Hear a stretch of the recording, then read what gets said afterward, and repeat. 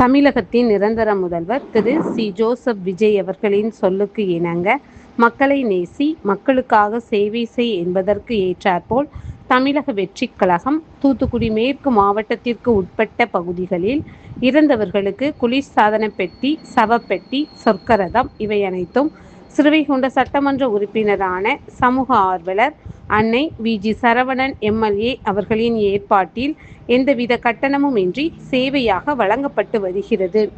இந்நிலையில் நடுவைக்குறிச்சி பகுதியைச் சேர்ந்த தங்கப்பாண்டி அவர்களின் மனைவி சந்திரா அவர்கள் 13/8/2026 அன்று வயது முதிர்வு காரணமாக காலமானார்.